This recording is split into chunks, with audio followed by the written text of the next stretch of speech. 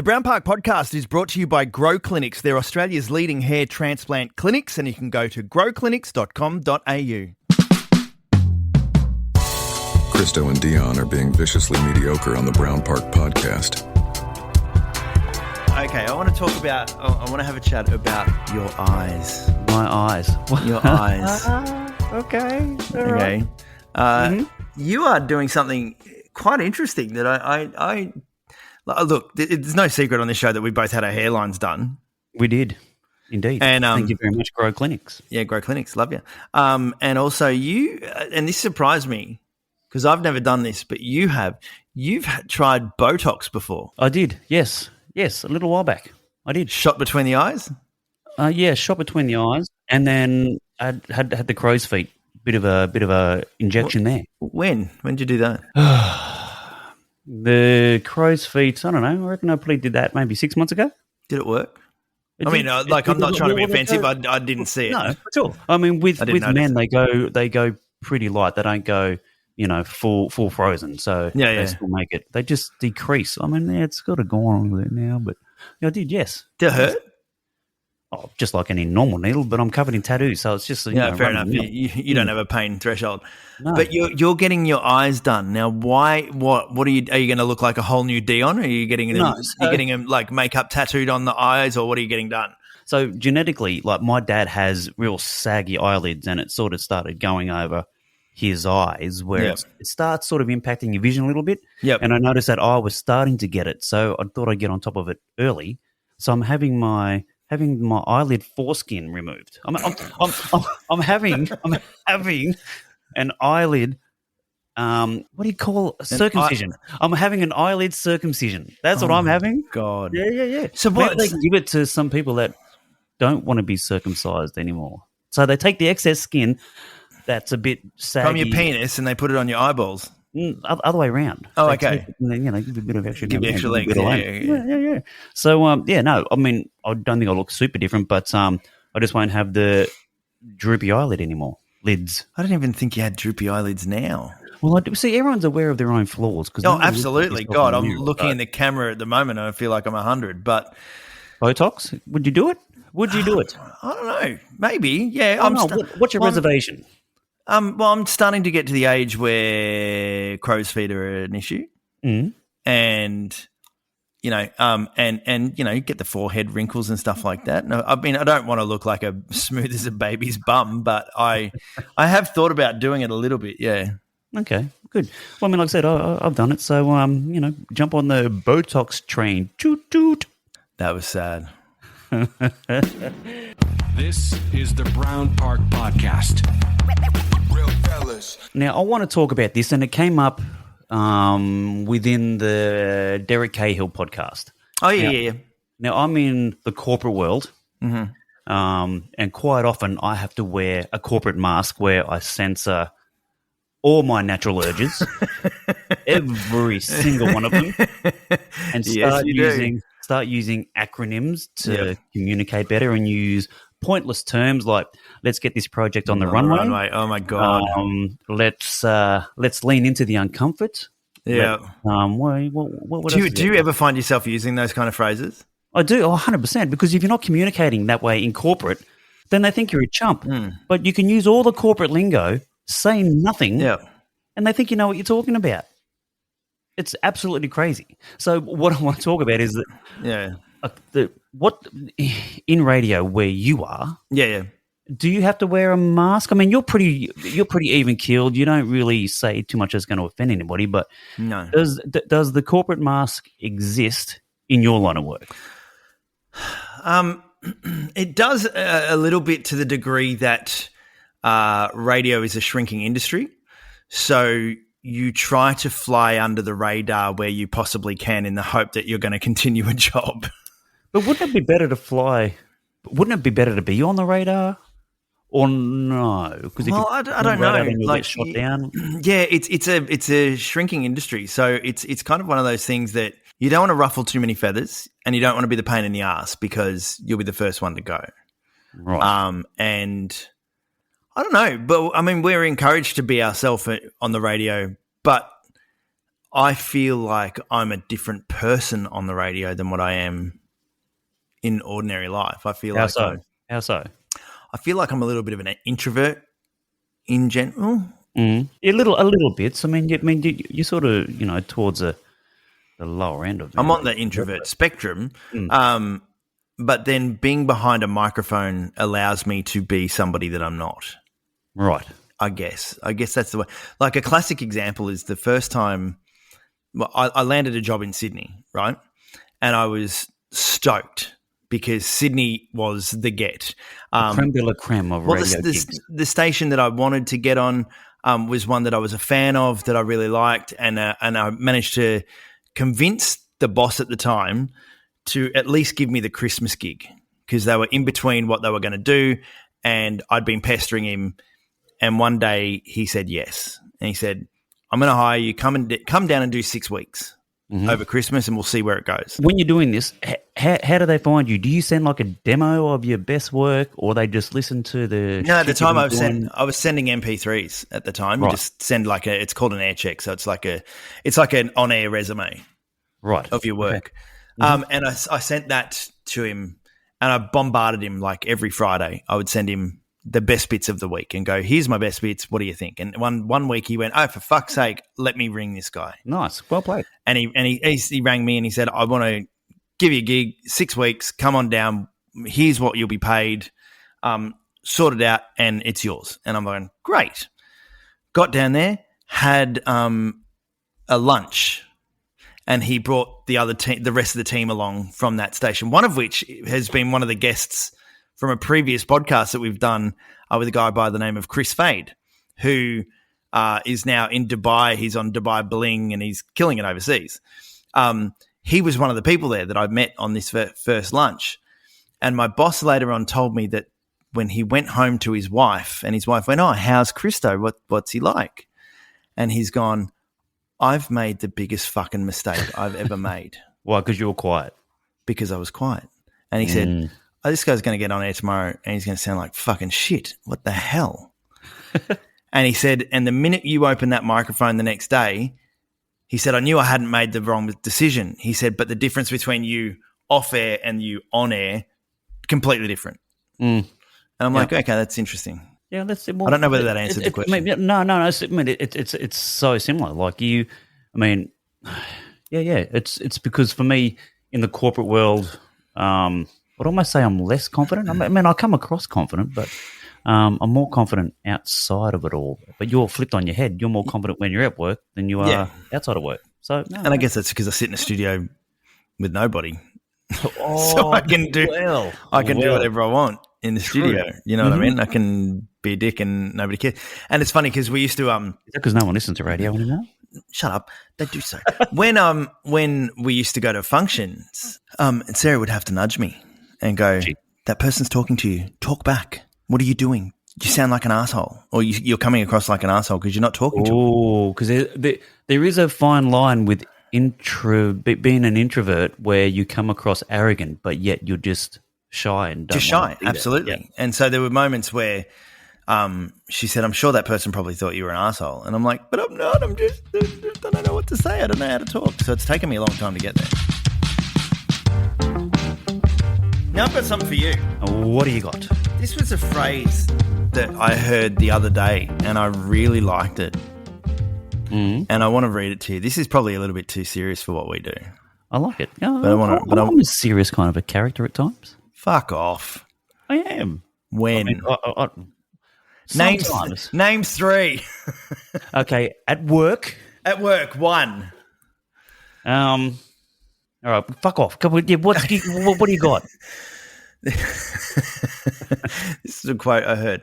"The fundamental problem with humanity is that we have Paleolithic brains, medieval institutions, and godlike technology." Jesus, unpack that for a second. Okay, the fundamental problem with humanity is that we have Paleolithic brains, so that we are still all traditionally cavemen, right? We do it animals. Cave persons, yep. Medieval institutions. Okay, what do they mean by that? So in this particular thing, they were saying like the rules of government and banking and finance and the things that govern us, like And we don't want to be controlled. That's true. Well, take America for instance. They still abide by the Constitution, which was what? Yes. 17. I don't know my American history, but it was a long time ago. And godlike technology. So we have the entire world in our pocket that our little brains cannot process. It's true because pretty much everything conflicts. Everything you said there conflicts with all the natural paths. I mean, a Paleolithic brain doesn't want to be controlled by medieval institutions and should not have godlike technology at their fingertips. No, that's true. This is true. But okay, so how do you fix it? Oh, no, I've got no solution. That's why I thought I'd bring it to the table because I thought maybe you would have an idea. Well, after a chat with Pete Evans, I think the answer to the question is to just not give a fuck. Really, it's everything is going to be what it's going to be. Look, there's not many things that I would agree with Pete Evans on. Well, really, this is brand new information. And if you listen to the podcast, you'll hear it. Anyway, but the one thing that I did was that you are your own medicine. Correct. Yes. Which I resonated with. It said everything you've got and everything you can be and everything you want to do is within the power of you. Yes. And that is what I liked. That was the only thing that he said. It wasn't the only thing. No, because, I mean, like when he spoke. I mean, when I said how do people communicate in this day and age where you're so easily cancelled, whatever, and he was like, "Why do you feel a need to get your opinion or point across? What does it matter? Yeah, why are you trying so hard?" I'm like, and that's what resonated with me at home. I mean, am I probably arguing a little bit less at home than I normally would because I'm thinking, well, why does this mean so much for me to be right? Unfortunately, he is one of those people that we're just never going to see eye to eye. No, this is true. But I still love you. No, I still love you too, but I still, he's. And we've actually had a lot of good feedback about that episode. So I told you. I know. Told you. I know. For those listening, the Pete Evans podcast, go back and listen to it. But that was a internal conflict for Christo whether he wanted to air it. Yeah, it took a couple of weeks to actually put it out because I was like, he wasn't sure if he wanted to. No. And I'm still not, but it's out there anyway. It is, and there's some nuggets of gold in there. There are. Look, I will agree that some of the things he says is valid. I don't necessarily Hold on. Yeah, I know. I don't necessarily agree with the way he conveys it. Right. Is that a diplomatic way of putting it? That's fine. And there is a couple of things in there that I should have. No, that's okay. Okay, moving on. Love for the second dog.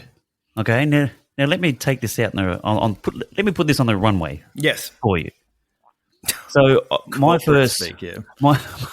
first real dog was Buffina, this Rottweiler that Casey and I had. Yeah, like the best dog ever, and I fucking loved that dog. Yeah, right. Like she was our first child. Buff was your first child. Yeah. Yeah, she was her first child. Buff sadly passed away quite a few years ago. Cue the tears. They're coming. And look, I'm not going to lie because sometimes, and I'm quite open about this, I will sometimes still cry about Buff. Yeah. I will. I'll be driving along and I'll just think about her occasionally. But she was the best fucking dog. What made her so good? She was always there, and she was just always like the look on her face. Every time I needed a hug, she was there. She was just like the total loving dog, and she just loved life, and she loved everybody. I wish I had some sad music to play now to bring on the tears. Well, you put it over the top later. But then, all right. So then 4 years ago, we got a new dog, okay? Yes. She's a great dog. She's a Kate Waite. Yep. Cate Ray Waite or whatever, Kate. So I don't love her as much as I love Buff. Oh, but Kate is so cute. She's a cute dog, and I do love her. Yeah. But I'm not sure that anyone can love their second dog as much as they love their first. You're killing me with this one.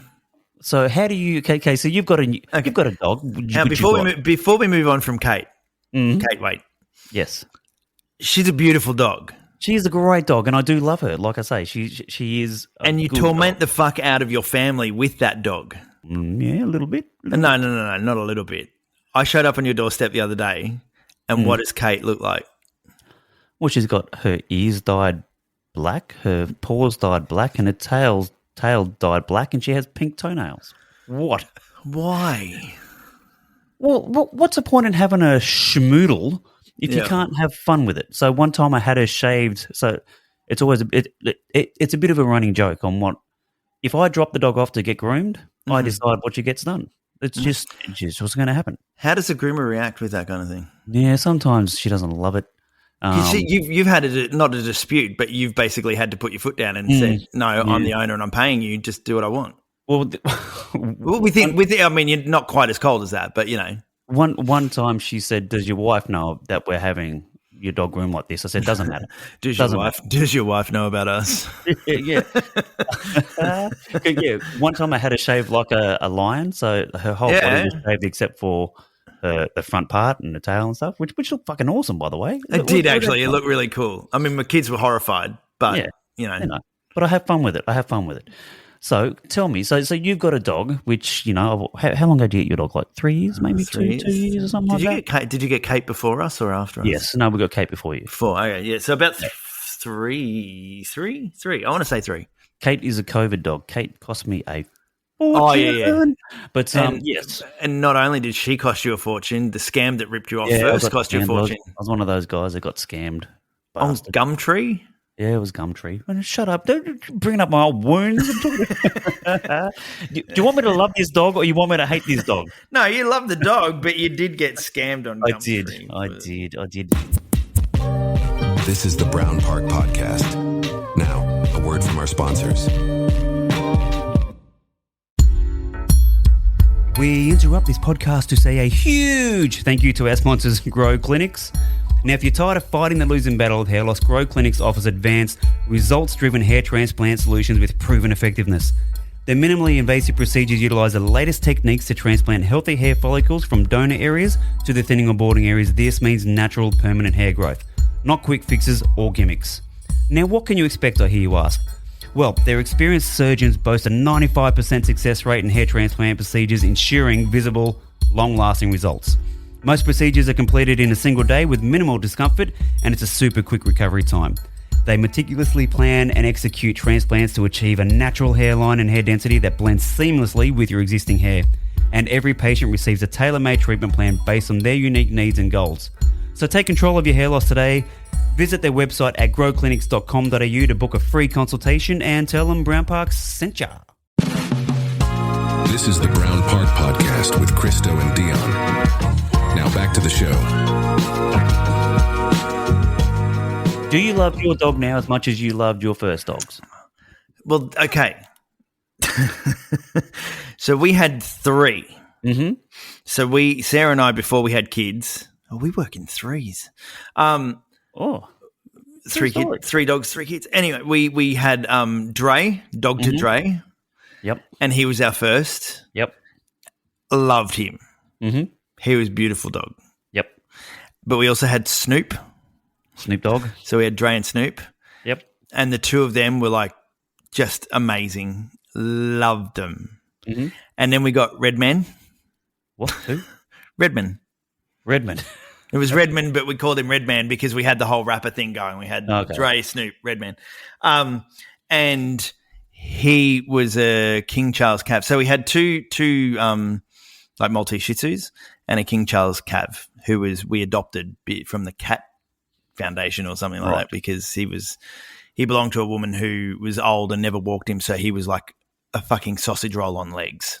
Too good. He was fat, so we had to try and trim him, get his weight down, and then they were going to adopt him out, and they did to us.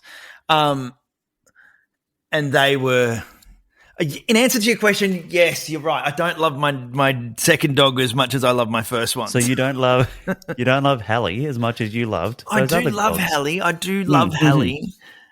I do love Hallie, but I don't. So what you're saying is I'm right. You can't love your new dog as much as you loved your old dogs. I don't know why. I don't think it's possible. I don't know why it is. I don't know either. I just wanted to call it out. I just want to normalise not loving your second dog as much as you love your first. All right? I do love this dog. So do I. Hey, I'm not saying you don't love the dog. Don't take this the wrong way. I do love my dog as well. Just saying not as much as I love my first one. So I mean, and look, you're coming at me on a day when it's been raining outside and I have under my desk this wonderful little rug that I've got, and it's from Guardians of the Galaxy, and it's a cassette, like it's a cassette rug. And she took an almighty shit on that thing today. Yeah, Snoop or Dre wouldn't have done that. Snoop Dre or Redmond wouldn't have done that. And, like, I'm surprised she didn't lose 20 kilos today. Like, I don't know what she did on that rug, but it was horrific. Hey, this is one for you, because Kate does some shit in some pretty interesting places. Do you reckon they know we don't love them as much as, and that's their way of saying, fuck you? Probably. Hey? Probably. This was one of those shits, man. This was seriously one of those where she's just gone, you know what? I don't like dinner last night. You're a bit of an ass dump. No, she's like, I know you don't love me as much as you love your other dog, so there you go. And guess who had to clean it? Who's got 2 thumbs and had to clean up a pile of dog shit? Yeah, that'd be you. This guy. Christo and Dion are being viciously mediocre on the Brown Park Podcast. So you know I love my tech, right? Yes, you do. I found this interesting thing the other day online. I use Chat GPT quite a bit. Mm-hmm. Do you know what Chat GPT is? I do. Thank you very much. Okay, that's right. I just thought I'd ask. So rather than Google, I will sometimes default to Chat GPT. So what, you just ask Chat GPT the same questions as what you do in Google. Yeah. Sometimes I use it for creative purposes just to get a different angle than, because Chat GPT is kind of like a brain. Yep. I guess. It gets to know you. Yeah. If you logged in, it gets to know you. Yeah. And the most interesting thing that I've ever done with it is at nighttime asking it to make up a story. Yes. So I'll say, hey, I want a story about a dog named Dion. How to love your dog as much as the first dog. No. But yes, go on, yes. But, and I want the dog to be brown, and I want the dog to be going for a trip to the moon. Tell me a story about it. And literally within seconds, it'll have Dion was a brown dog, and start telling this story that will arc around and come back to a happy ending. Not a happy ending. You know what I mean? No, write you a book. Well, yes. write you a story. Okay. Yeah, write you a story. My son Jesse, who's 8, said I want a story about Max the monkey. And I went, all right. And we said, give us a story about Max the monkey. And it read this full story. And then I questioned it, and I said, is this an original story, or is this something that you've pulled out of the deep recesses of the internet and stolen from somebody else? And ChatGPT then answered it and said, no, it's a real story. I just made it up. Wow. Anyway, the reason I say this is because I was online the other day and somebody had said, if you use ChatGPT frequently, put this question into it. And the question is, what's one thing you know about me that I may not know about myself based on our previous interactions? So this is what you asked ChatGPT. Yeah. Mm-hmm. What did it say? Are you ready? Oh, God. Yeah, go on. How before you start, how accurate do you, like, before you say, did it nail you? You answer this question for me. Okay. Yeah. This is what ChatGPT wrote. God, I haven't even had a drink. One thing I've noticed from our interactions is that you seem to balance a lot of responsibilities. Okay, tick. From family life to personal goals and work. Tick. Yet, even with all of that, you still seek moments of inspiration, creativity, and time for yourself. Holy shit. It shows a natural drive to keep things light-hearted while managing many roles, which is a sign of resilience and adaptability. Oh. You might not realize just how well you juggle everything while still looking for growth and joy in the process. That's pretty fucking bang on. And I love how it finished off with something that's going to make you contemplate and appreciate yourself. Yeah. That's pretty bang on. So if ever you need to pick me up, you get, well, Jesus, I suppose be careful what you ask it though. Like it might, if you're a son of a bitch and you ask it, it might say you're a low-life piece of shit that needs to pull your socks up. Well, do you use ChatGPT? Should I ask it on behalf of you? Go on. Let's do it. Go on, ask it. It wouldn't know you. Oh, wow, that's interesting. I got to the end of that and I went, oh my God, Technology really knows me. I love you. It really knows me. I feel validated. Christo and Dion are being viciously mediocre on the Brown Park Podcast. Now, before we wrap up for what's just been an episode, leave comments, please. If you listen to this podcast and it's on Apple, please subscribe to the podcast. That'd be great. And also, like and subscribe. Punch the button. Anyway, and also comments. If you could leave nice. If you're going to leave a shitty comment, don't fucking bother. No, leave a shitty comment. Fuck you. No, fucking do it. I'll go toe to toe with you. Because that affects everything. I tell you what. Leave a negative comment. So don't fucking no. Don't do that. Anyway, ciao. Why are you happy?